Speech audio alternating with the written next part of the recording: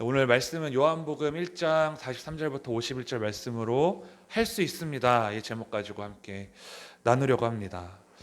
여러분 다 경험하셨겠지만 회사에 취직을 하려면 면접 또는 그 시험을 봅니다. 그래서 그 회사가 요구하는 기준에 통과가 돼야 그 회사의 회사원이 될 수 있는 것이죠.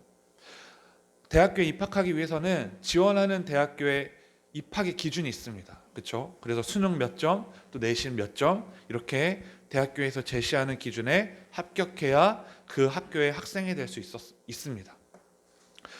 저도 이제 예체능으로 이제 수능을 봤기 때문에 저 체대 지원하려고 세 군데를 이제 시험을 봤는데 그 세 군데 다 요구하는 기준이 달랐어요. 어떤 데는 뭐 턱걸이를 봐야 되고, 어떤 데는 윗몸 일으키기, 어떤 데는 뭐 50m 왕복 달리기, 뭐 이런 식으로 그 기준이 다 달랐습니다. 그래서 그 기준에 합격을 해야 그 학교의 학생이 될 수 있는 것이죠. 심지어 이런 기준도 있습니다. 예전에 아들과 함께 놀이동산을 갔어요. 어린이 대공원을 갔는데 은우가 타고 싶어하는 놀이기구가 있었어요. 그래서 부모와 함께 타야 되잖아요. 그래서 놀이기구에 같이 타려고 줄을 기다리고 있었는데 안내문 하나가 딱 눈에 들어오는 거예요. 뭐라고 썼냐면 아예 동승자는 체중 95kg 이하만 탑승할 수 있습니다 라는 글이었습니다. 그래서 제가 살이 빠지기 전이었는데 엄청 충격을 받았지만 이제 충격 안 받은 척하면서 조용히 이제 아내와 체인지했던 그런 기억도 나는 것 같습니다. 그러니까 어쨌든 제가 말하고 싶은 것은 정확한 기준이 있다는 거예요. 무엇인가 요구하는 정확한 기준에 합당해야 되는 것들이 있습니다. 오늘 말씀에 보면 예수님과 빌립과 나다나엘이라는 사람이 나와요. 근데 오늘 말씀에서 예수님은 제자 삼으시는 모습 가운데 기준이 나옵니다. 먼저 예수님과 빌립의 첫 만남이 1절에 나오는데 제가 한번 읽어보도록 하겠습니다. 1장 43절입니다. 1장 43절. 이튿날 예수께서 갈릴리로 나가려 하시다가 빌립을 만나 이르시되 나를 따르라 하시니, 이렇게 나옵니다. 나를 따르라 하시니. 예수님께서 갈릴리로 가기를 원하셨는데 빌립이라는 사람을 만났어요.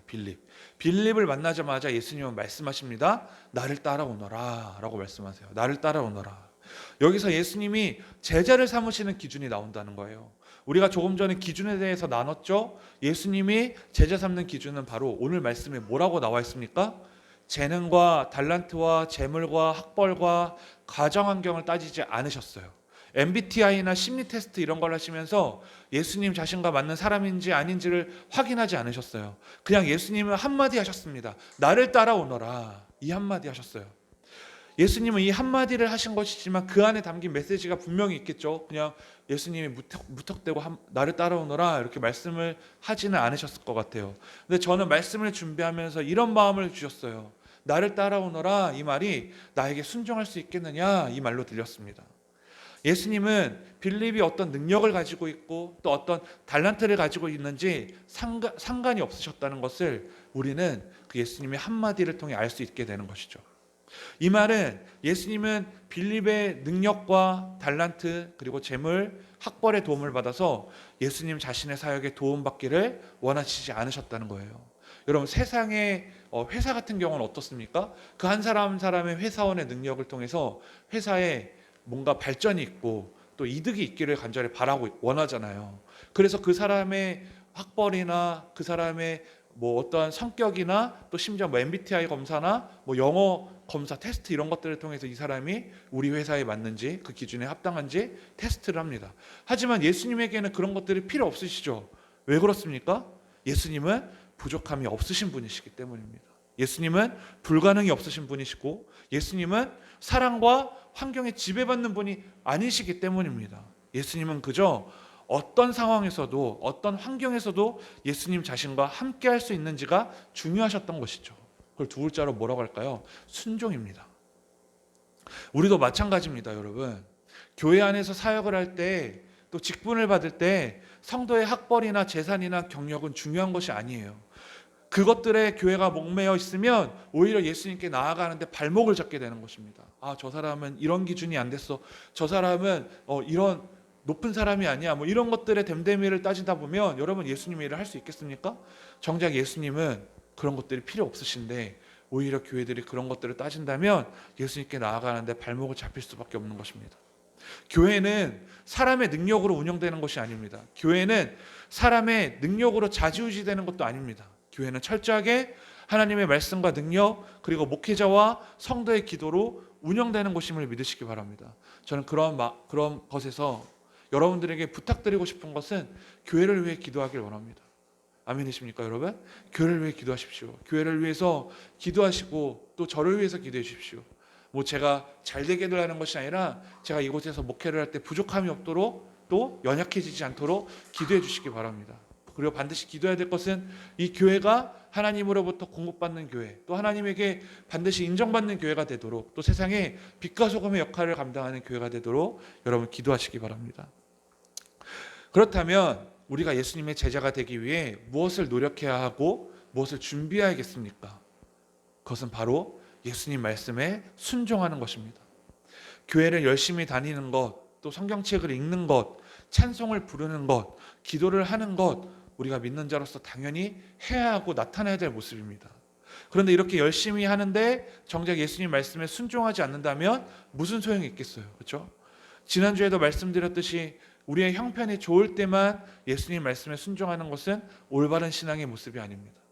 제자들이 거친 파도와 바람 앞에서 그리고 두려움이 왔을 때도 예수님 말씀에 순종해야 했습니다. 하지만 제자들은 예수님을 앞에 두고도 예수님을 인정하지 못하고 유령으로 바라봤잖아요.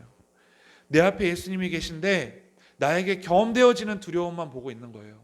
예수님이 내 안에 계시고 내 앞에 계신데 나는 예수님을 바라보지 못하고 예수님을 찾지 못하고 내가 느껴지는 그 두려움에만 집중하고 있는 것이죠. 사랑하는 여러분, 우리 드림교회 성도님들과 또 드림교회는 예수님께서 인정하시는 교회와 성도가 되기를 간절히 소망합니다. 그러기 위해서는 교회의 외형적인 것이 중요한 것이 아닙니다. 외형적인 게 중요하지 않아요.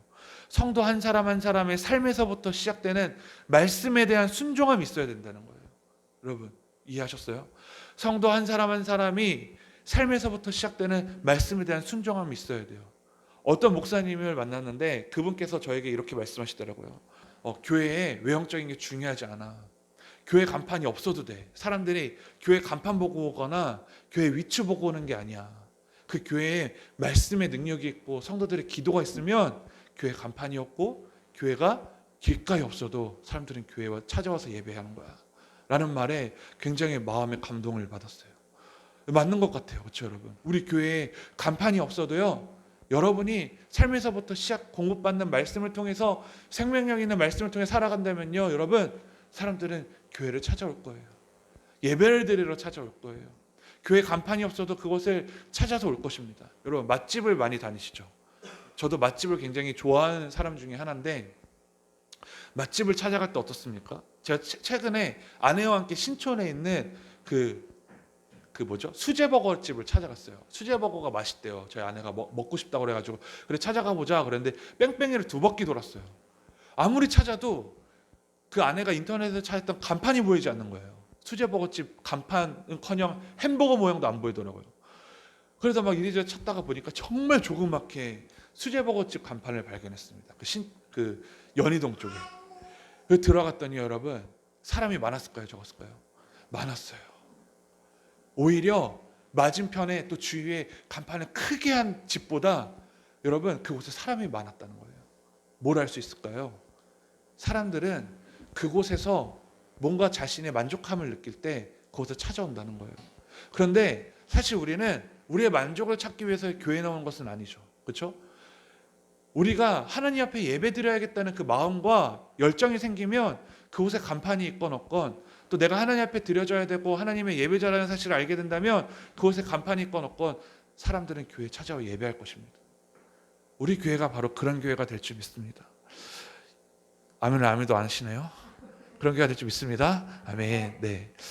여러분, 예수님을 따르라는 말씀에 순종한 빌립은 이제 예수님을 따르라는 그 한마디에 빌립이 순종했어요. 그 순종한 빌립은 예수님의 제자가 된 후에 한 사람을 찾아가죠. 그 한 사람은 45절부터 46절에 나와요. 우리 다 함께 읽겠습니다. 시작. 빌립이 나다나엘을 찾아 이르되 모세가 율법에 기록하였고 여러 선지자가 기록한 그 일을 우리가 만났으니 요셉의 아들 나사렛 예수니라. 나다나엘이 이르되 나사렛에서 무슨 선한 것이 날 수 있느냐. 빌립이 이르되 와서 보라 하니라. 아멘. 빌립은 예수님의 제자가 된 후에 나다나엘을 찾아갑니다. 친구였던 나다나엘을 찾아가요. 그래서 나다나엘을 향해서 뭐라고 말합니까? 성경에 보니까 율법에 기록하였고 또 여러 선지자가 말한 그분을 만났어 라고 말을 하는 거예요. 그러니까 지금 빌립은 자기가 메시아이신 예수님을 만났다는 것을 나다나엘에게 말한 것입니다. 그런데 빌립의 말을 들은 나다나엘은 빌립의 말을 전혀 믿지 못하죠. 그러면서 뭐라고 말하냐면, 아니 나사렛이란 그 동네에서 뭐 좋은 것이 날 수 있겠어, 어떻게 메시아 예수님이 날 수 있겠어 라고 말을 하는 거예요. 그럼 나사렛이란 동네가 어땠길래 나다나엘이 이렇게 말했을까요? 그 동네는요, 첫 번째 찾아보니까 이렇게 나와 있더라고요. 나사렛은 소도시이기 때문에 그 작은 동네에서 메시아이신 예수님과 같은 분이 오실 리가 없다는 거예요. 그러니까 당시에 말하면 정말 촌동네였어요. 아주 촌동네, 작고 작은 동네, 정말 유명하지 않은 동네, 완전 소도시였기 때문에 그 사람이 인정하지 않았던 것이죠. 그리고 나사렛은 북방 갈릴리에 있는 정말 보잘것없는 마을이었고 습기도 많고 정말 아무것도 유명하지 않은 보잘것없는 동네였다고 합니다. 그리고 두 번째는요, 구약 성경에 예언된 메시아의 출신지와 또 나사렛은 아무 관계가 없다는 말이에요. 구약 성경 미가서 5장 2절에 보면 베들레헴 에브라다야 너는 유다 족속 중에 작을지라도 이스라엘을 다스릴 자가 내게서 내게로 나올 것이라 그의 근본은 상고의 영원에 있느니라. 이렇게 미가서, 구약 성경 미가서 5장 2절에 나오는데, 이 말씀에 예언된 말씀을 보면 예수님은 베들레헴에서 나오신다고 말씀이 나와 있거든요. 그러니까 구약 성경에 기록된 말씀에 의하면 예수님은, 메시아는 나사렛이라는 동네가 아니라 베들레헴에서 오신다고 기록되어 있다는 것입니다. 이렇게 말한 나다나엘에게 빌립은 말합니다. 46절 우리 다 함께 읽어보겠습니다. 46절 시작. 나다나엘이 이르되 나사렛에서 무슨 선한 것이 날 수 있느냐. 빌립이 이르되 와서 보라 하니라. 아멘. 여러분, 그렇게 의심하고 믿지 못했던 나다나엘을 향해서 빌립이 말하는 거예요. 뭐라고 말해요? 와서 봐라. 이 한마디 했어요. 정말 예수님 제자답죠, 여러분. 예수님도 빌립에게 뭐라고 했어요? 딱 한마디 했어요. 뭐라고 했어요, 여러분? 네? 나를 따르라. 맞아요. 나를 따르라. 그러니까 확신이 있으면요, 저 이 말씀을 주면서 느꼈던 게, 확신이 있으면 길게 말할 필요가 없어요. 그렇죠? 그 내가 약간 의심되고 약간 그 믿음이 없을 때는요, 말이 길어져요. 이렇게 해야 돼, 이렇게 해야 돼. 뭐 이게 이래서 그렇고 저게 저래서 좋아. 그런데 여러분, 확신 있으면 어떻게 되는지 아세요? 한마디로 끝내는 거예요. 그 확신에 찬 그 한마디지만 그 한마디 안에 그 사람은 느낄 수 있어요. 와, 진짜구나. 그런데 이걸 막 길게 얘기하는 거예요. 설명하는 거예요. 믿어도 되는 거야, 마는 거야. 그런데 와서 봐 라는 그 한마디에 몇 글자 안 되지만 나다나엘은 느꼈던 거예요. 저는 이런 빌립의 모습이 정말 현명했다고 생각합니다. 예수님에 대해서 설명하는 것보다 직접 와서 예수님을 봐야 한다는 거예요. 직접 와서 봐야 된다. 우리가 아무리 예수님에 대해서 설명하는 것보다 그 사람이 직접 예수님을 경험하는 것이 중요하다는 거예요. 그래서 다른 사람의 예수님을 믿지 마시고 여러분이 경험한 예수님을 믿어야 된다는 거예요. 이게 왜 중요하냐면요, 제가 금요 예배 때도 말씀드렸지만 제가 주중에 어떤 목사님을 만나는데 그 목사님께서 저에게 이렇게 말씀하셨어요. 여러 목사들이 있는데 그 목사들이 말하기를 좋아한다. 그래서 어떤 특정 목사님들을 말씀하시면서 목사들이 저 사람이 저 사람을 이렇게 저렇게 안 좋게 말할 때 조현신 목사는 어떻게 해요? 그래서 제가 솔직하게 말했어요. 저도 거기에 동의할 때도 있고 더 신나게 말할 때도 있습니다 라고 말했더니 그 목사님이 저에게 이렇게 말하는 거예요. 목사님이 절대 경험하지 않은 것은 다른 사람이 아무리 진실되게 말했어도 믿지 말라는 거예요. 그 안 좋은 말들은.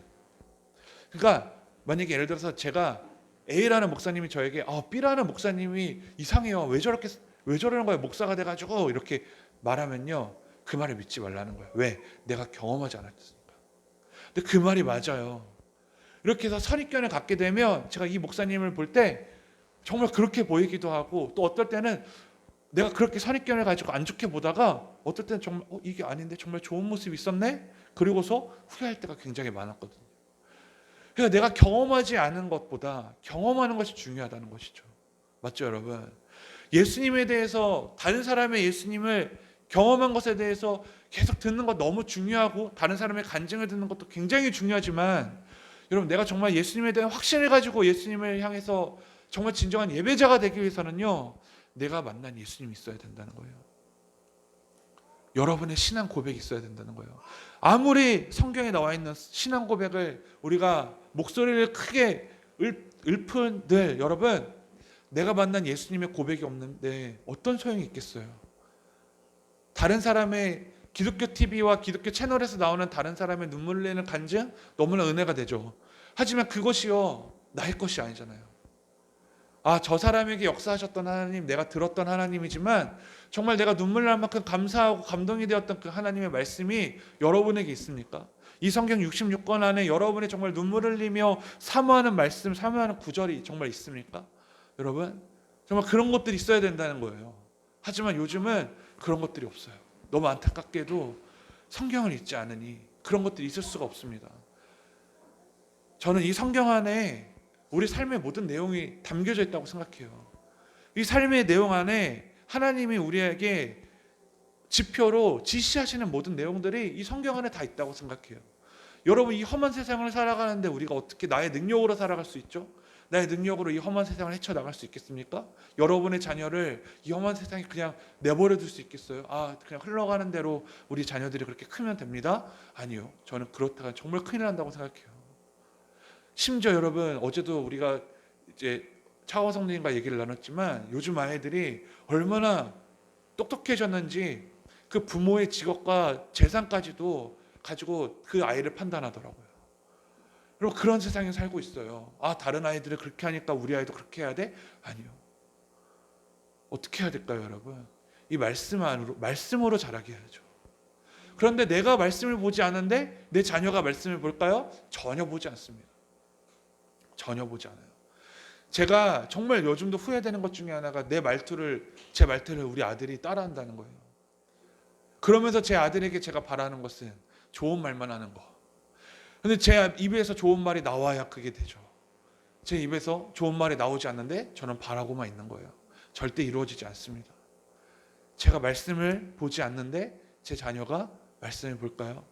이건 저에게도 채찍질하는 내용이에요. 사랑하는 여러분, 다른 사람이 내가 전도하는데 왜 전도가 안 될까? 그 사람의 너무 확고해서? 그 사람이 너무 확 막혀 있어서? 아니요. 내 안에 예수 그리스도가 없기 때문에. 내 안에서 예수님을 발견하지 못하니까 그 사람도 나를 보면서 예수님을 발견하지 못하죠. 내가 예수님을 발견하지 못하는데 내가 전도하는 사람이 어떻게 예수님을 발견하고 교회에 올 수 있겠어요? 그렇죠, 여러분? 여러분, 예수님 먼저 발견하십시오. 그리고 여러분의 신앙 고백이 있어야 됩니다. 여러분의 간증이 있어야 되고, 이 말씀을 보면서 이 두꺼운 말씀 안에서도 내가 정말 사모하는 말씀 한 구절이 없다면 오늘부터 그 말씀을 찾아 나아가십시오. 성경 66권이 다 우리에게 주신 말씀이지만 그 안에서도 나에게 반드시 필요하고 반드시 은혜가 되는 말씀이 있을 거예요. 그 말씀을 사모하며 기도하였으면 좋겠습니다. 자, 계속해서 그 말을 들었던 나다나엘은요, 이제 빌립의 말을 듣고서 예수님을 찾아갑니다. 와서 보라. 이 말 한마디에 예수님을 찾아가죠. 47절부터 48절 제가 읽겠습니다. 예수께서 나다나엘이 자기에게 오는 것을 보시고 그를 가리켜 이르시되 보라, 이는 참으로 이스라엘 사람이라 그 속에 간사한 것이 없도다. 나다나엘이 이르되 어떻게 나를 아시나이까? 예수께서 대답하여 이르시되 빌립이 너를 부르기 전에 내가 무화과 나무 아래에 있을 때에 보았도다. 아멘. 자, 나다나엘이 자신에게 오는 것을 보신 예수님은 나다나엘의 마음을 읽으시고 나다나엘의 상태를 말씀하십니다. 뭐라고 말씀하세요? 나다나엘을 보고 말하는 거예요. 참 이스라엘 사람이라 그 속에 간사한 것이 없도다 라고 말하는 거예요. 쉽게 말하면 이 말은요, 참된 아브라함의 자손이고 참된 하나님의 백성이다라고 칭찬을 하신 거예요. 그리고 거짓과 외식이 없는 진실한 참된 신자라고 나다나엘을 칭찬하십니다. 예수님의 이런 칭찬에 나다나엘은 다시 질문합니다. 예수님, 나에게 이렇게 칭찬을 하셨는데 어떻게 나를 아셨어요? 라고 말을 하는 거예요. 뭐를 보고 나를 칭찬하시는 거예요? 라고 말을 하는 거예요. 그러자 예수님은 나다나엘에게 말씀하세요. 50절인데요. 빌립이 너를 부르기 전에 내가 무화과 나무 아래에 있을 때 보았다. 어디 있을 때 보았다고요? 무화과 나무 아래에 있을 때.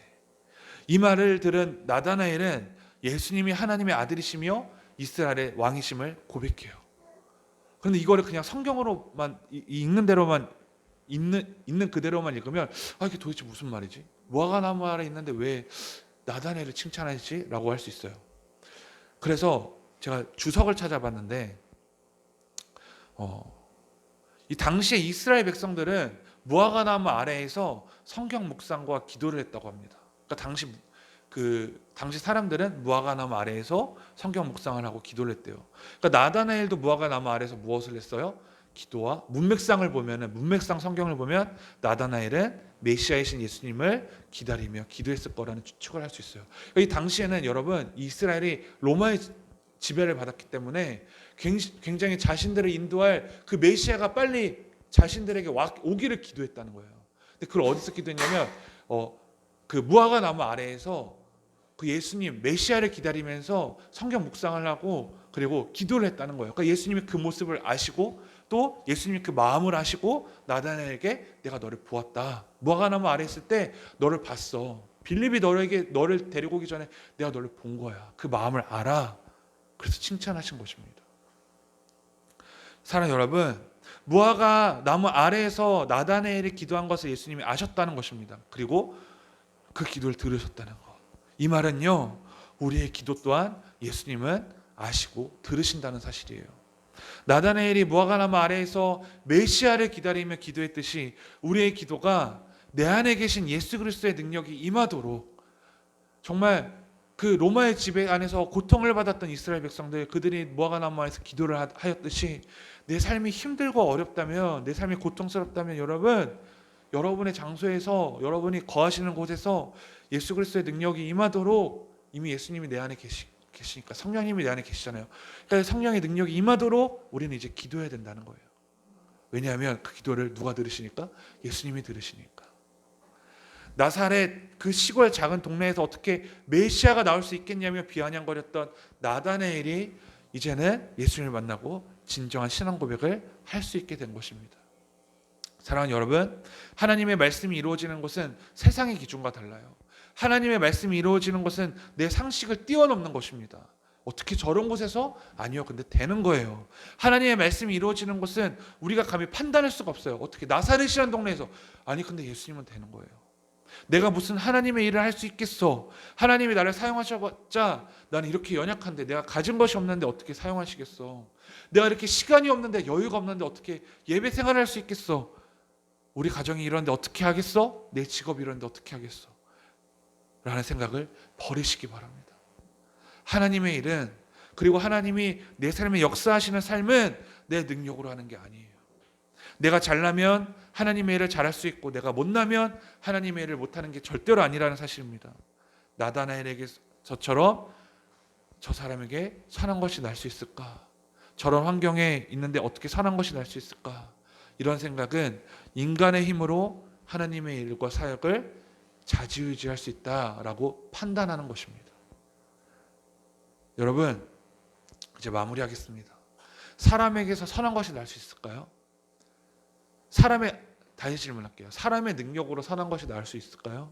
사람의 능력으로 의로워질 수 있을까요? 우리 금요일마다 갈라디아서 예배하잖아요. 거기서 뭐라고 말합니까? 사람의 능력으로 의로워질 수 없다. 여러분, 답은 하나예요. 답은 하나입니다. 예수 그리스도. 예수 그리스도예요. 목사인 제가 목사라고 해서 선한 것이 나올 수 있을까요? 하나님의 능력을 조정할 수 있습니까? 예수 그리스도가 아니면 아무것도 할 수 있는 게 없어요. 내 감정 하나 컨트롤할 수 없는 연약한 인간이란 말이에요. 여러분, 내가 속한 곳이 나사렛입니까? 그곳에 예수님이 역사하시면 되는 거예요. 우리 교회가 개척교회라 하나님의 일을 못할 거라고 생각하시지는 않으시겠죠? 여러분, 지금까지 오기까지를 여러분 돌아본다면 우리는 할렐루야 하나님을 찬양할 수밖에 없는 것입니다. 여러분, 가정마다 어려운 일들 그리고 기도 제목들이 있을 때 하나님 앞에 기도하셔서 내 스스로 하나님의 능력을 가둬두지 마시고 그 하나님 앞에 부르짖어서 선한 능력을 얻게 되는 여러분과 제가 되기를 간절히 소망합니다. 그래서 여러분, 예수님을 향해서 더 큰 비전과 꿈을 가지십시오. 이제 마지막으로 이것만 말하고 마칠게요. 여러분 잘 보세요. 여러분, 예수님을 향해서 큰 비전과 큰 꿈을 가지세요. 제가 매번 말하지만 꿈과 비전이 없는 삶은요, 생명력이 없는 삶이에요. 그 비전과 꿈은요, 나이가 60이 되건 70이 되건 80이 되건 있어야 돼요. 그리고 우리 교회 이름이 뭐예요? 드림교회죠. 꿈과 비전으로 하나님의 꿈과 비전을 닮아가는 교회, 그 꿈과 비전이 이루어지는 교회가 바로 드림교회라는 말이에요. 그래서 저는 그 꿈과 비전이 정말 중요하다고 생각합니다. 여러분, 여러분에게 꿈이 있습니까? 비전이 있습니까? 없는 사람 손 들어보세요. 그럼 있는 사람 손 내려보세요. 네, 다 있죠. 꿈과 비전이 있어요. 저도 있어요. 심지어 어떤 물건을 사기 위해서도 꿈과 비전을 가져요. 그것을 위해서 달려가는 거예요. 예수 그리스도를 위해서 어떤 꿈과 비전이 있습니까? 저는요, 저에게 꿈과 비전은 지금 하나밖에 없어요. 이 코로나 시대에 우리 성도들이 주저앉는 게 아니라 열심히 하나님을 예배하고 훈련받아서 코로나 이후에 이 교회에 나타날 능력을 기대하는 마음으로 비전을 세우고 있어요. 그래서 금요일마다 강해 설교를 하고 있고 수요일마다 성경 공부를 하고 있고 이 메시지를 준비하면서 그 비전을 향해서 준비하고 있는 거예요. 그래서 한국 교회는 안 된다, 요즘 교회는 안 된다, 앞으로 온라인의 사역들만 더욱더 부흥될 것이다 라고 말하지만 저에겐 비전이 있어요. 아니, 그건 사람들의 말이고 사람들의 생각이지. 사람들이 만들어 놓은 그 온라인이라는 그 매체에 가둬지는 게 아니라 코로나 이후에 우리 교회는 더 모이는 교회가 되고 흩어지는 교회가 될 거야 라는 비전이 있는 거예요. 여러분, 모이는 교회만 되면 아무 의미가 없어요. 사도행전 말씀해 보면 가라 라고 말씀하셨거든요.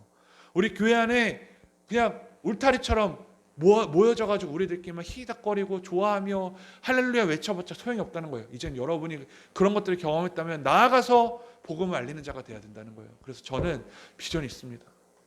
우리 교회에서 코로나 이후 전까지 열심히 훈련받고 예배해서 이제 모여진 이후에 우리는 흩어지는 사역을 할 것이다. 나가서 복음을 전하고 전도하는 사역을 할 것이다. 저는 그걸 생각하면 또 두근두근 거립니다. 이 작은 교회에서도 큰 비전을 이룰 수 있잖아요. 그렇죠? 교회가 작다고 해서 그거 못 이루겠습니까? 그런 꿈도 가지지 못하는 것입니까? 내가 연약하다고 해서 정말 큰 꿈을 가지지 못하라는 법 없잖아요. 그렇죠? 여러분, 더 크게 바라보시고 더 큰 꿈과 비전을 향해 나아가십시오. 믿음은 바라는 것들의 실상, 보이지 않는 것들의 증거라고 말씀하셨어요. 믿음을 가십시오. 할 수 있다고 믿으십시오. 나다나엘처럼 소심하게 그게 어떻게 되겠어 라는 것이 아니라 할 수 있다는 믿음을 가지십시오. 우리 함께 기도하겠습니다. 여러분, 기도하실 때 내 안에 나도 모르게 예수님의 능력을 가둬두고 어떻게 되겠어 라는 마음이 있다면 이제는 그런 것들을 버리고 예수님, 내가 큰 비전과 꿈을 가질 수 있는 자가 되게 하여 주시옵소서. 그래서 내가 나를 통해 이 나라와 민족이 변화될 줄 믿습니다. 나를 통해 이 교회가 일어설 줄 믿습니다. 나를 통해 우리 가정과 내가 속한 모든 공동체가 회복될 줄 믿습니다. 이 큰 꿈을 가지고 우리 함께 기도하는 시간 갖기 원합니다. 우리 함께 기도하겠습니다.